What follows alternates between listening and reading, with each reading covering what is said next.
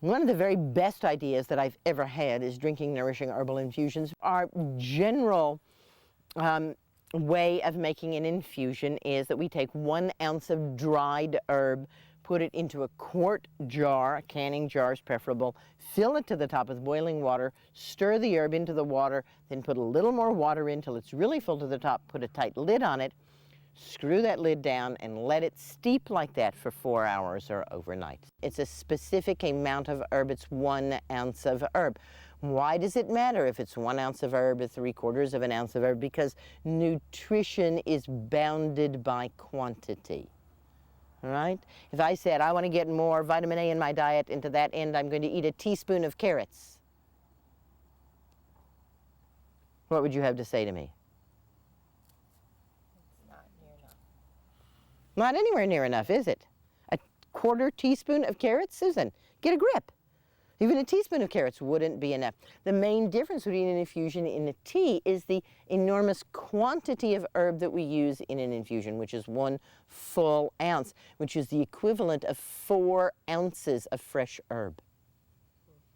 So we just harvested 12 ounces of nettle, and we're going to make nettle soup for 12 people. That means you're going to get whatever we could boil out of that ounce of nettle in your soup. All right? But in your infusion, you get a whole 1/4 pound of nettle because you're using 1 ounce of dried nettle. You couldn't eat that much in soup.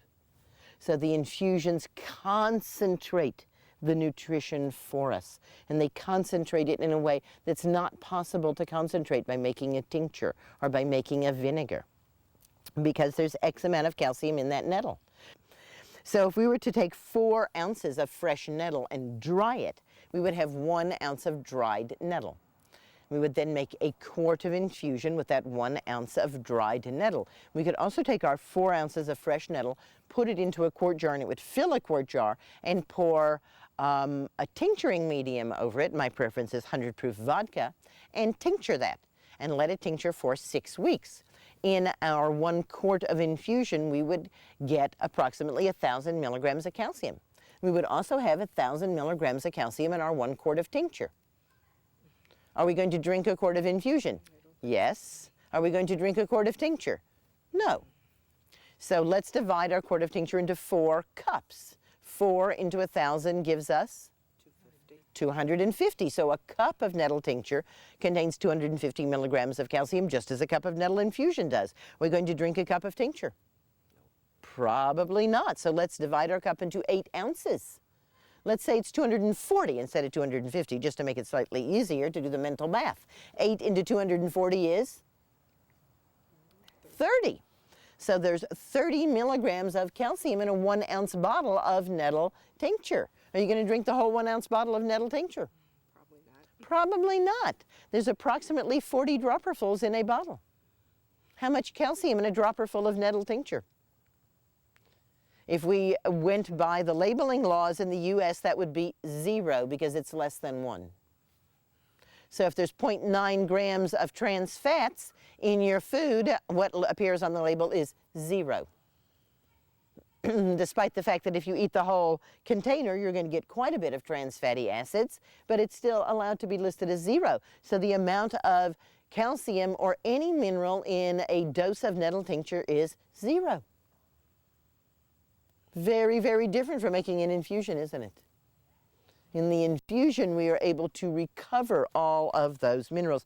Now, minerals are very slow, right? What are the rocks made of here? Minerals, right? Minerals are rock. Rock are mineral. Okay, so sure enough, this rock can be worn away, can't it?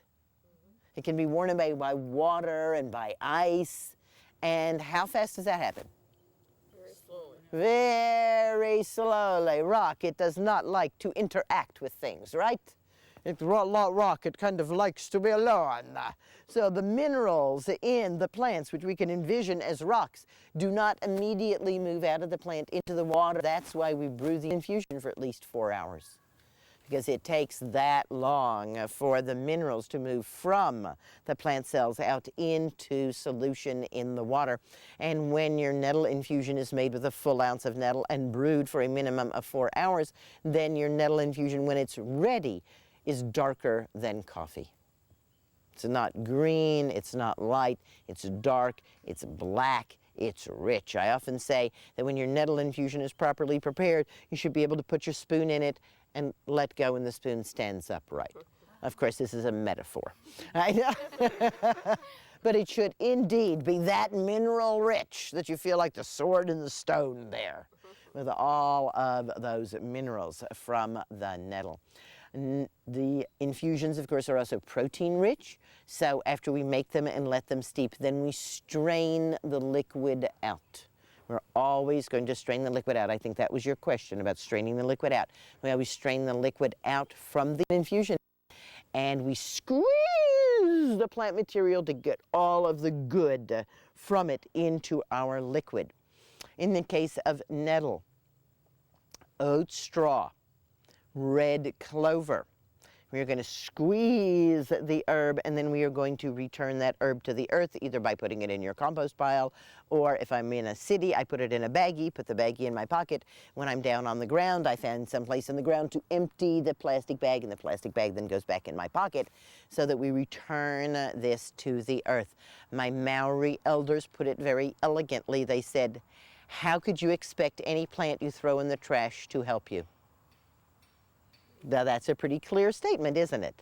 We don't want to throw any plant that we're asking for help in the trash, so we're going to return it in some way to the earth.